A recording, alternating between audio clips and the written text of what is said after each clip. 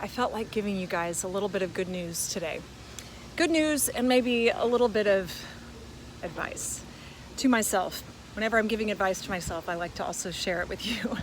So, first thing is a great thing about getting older is that you do seem to, if you're doing your work, you do seem to get freer. You start to look a little crazier, maybe to the outside world, but that's because you really do start to figure out that a ton of the crap you used to care about really never mattered at all. You start to really know yourself. Like, we were never exactly handed operator's manuals for these beings because we're each different, right? And so there's a lot we just have to figure out by trial and error. And so as you get older, you start to get it a little bit more. You're like, oh, I see what's going on. I see how afraid I am of a lot of things, or, you know, how much shame I'm dealing with, or got some anger issues, whatever it is. You start to get a grip on what you're good at, what you're not good at, what you want, and what you don't want. And you start to have a little less patience for beating around the bush. You just want to be honest and direct and make things easier on other people and yourself in that way. And stop with the people pleasing, which feels like it's making things easier on others, but it really doesn't, because nobody knows really who you are or what you want. So this is a great thing about getting older, and it directly contributes to the art you're able to make. The hard thing about getting older is realizing how much time you wasted, you know, or lost. I don't want to say waste, because I'm not sure that there's any shortcut to the learning. You know, we're just all on a different journey, encountering different lessons at different times, and we have to be as patient with ourselves as we need to be with each other. So the good news I'm here to deliver is that you actually become more as you progress through life. You do not become less, contrary to the popular image in mainstream media, especially in the Western world, which is so hypersexualized that everything is given value based on its sexual appeal. And by the way, that doesn't go away as you get older either. You can get better at stuff. And you just can start to know that you have more to offer every day of your life. If you're taking care of yourself and you're doing your work, you can have more to offer than you did 10, 15, 20 years ago, or even yesterday or last week. So I am hopeful that you're feeling that as I'm feeling it, because I wish I had endless amounts of numbers of days ahead of me, because I feel like I'm only at the beginning, just starting to figure things out, and I want more time to do it, to practice it.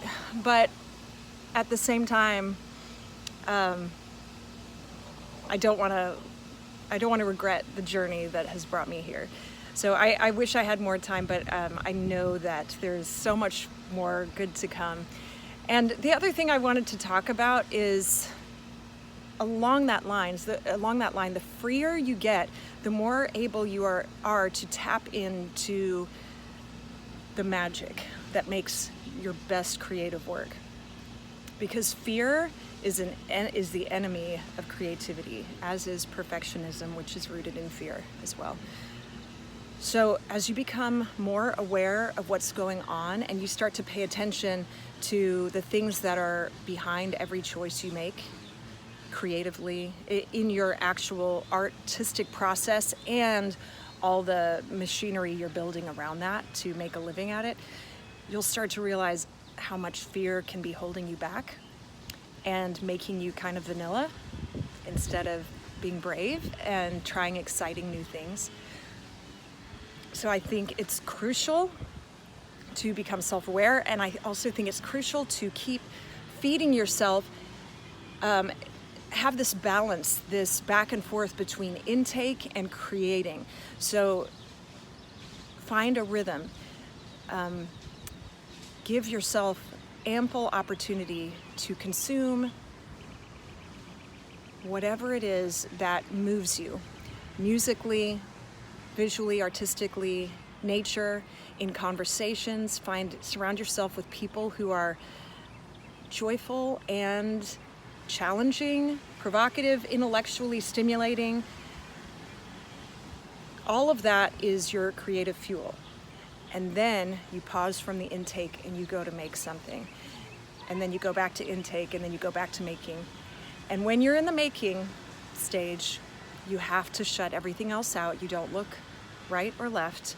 You stay with yourself, stay present with yourself and with the muse and with God, and you follow your curiosity, even if it seems weird, wonky, commercially not viable.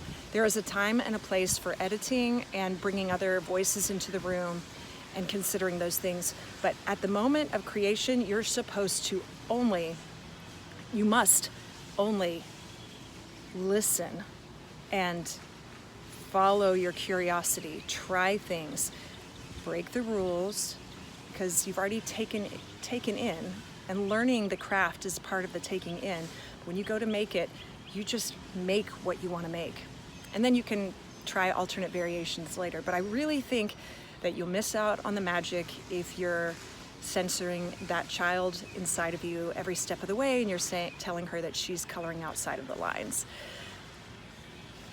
Finally, another thought I had today, or have been having, is that social media is awesome and useful and can be inspiring, but it is a social gathering place, right? It's basically like hanging out with your friends. I don't know about you, but I can't get a lot of work done if I'm hanging out with my friends every hour of the day, or pausing every hour to chat with somebody or to join a group, whatever it is. So basically, you would not leave your house if you're in the middle of work at your office or your house. You would not go hop in your car and drive to a party every 90 minutes. And yet we do that to ourselves constantly when we are freelancing art. And so we really are doing ourselves a disservice. We try not to pick up the phone when we're in a conversation with other people because we respect their time and we want to show them that we are present. We also need to do that with ourselves, right? Like, I need to treat myself with that same respect and treat my work with that respect. We pick up the phone, get on Instagram because a lot of the time, because we are avoiding some uncomfortable feeling. We feel it coming on, and that feeling could be sadness, loneliness, irritability. It might just be simple boredom, but a lot of the time as an artist, it can even just be that you're reaching a critical breakthrough in your creative work, and it's requiring a certain level of focus, a duration, endurance, and you hijack yourself by picking up the phone and getting social when you're supposed to be with yourself and be listening deeply. So I'm trying to discipline myself and get better about that. So I just wanted to share these thoughts with you today, that you do not need to be afraid of getting older, because if you treat yourself right, everything can keep getting better. Your work can certainly get better, and you can be more vibrant and more beautiful and have more to offer in every single way as you get older. And find that magic. Find the magic, that transformative work that is in you to be born, that the world needs you to make. So make sure you're taking care of what you're feeding yourself and who you're surrounding yourself with, and how you discipline yourself to focus and press through those creative barriers that might pop up. Here's to all of us making better and better work and becoming more and more fully human and fully alive every day that we're here on Earth.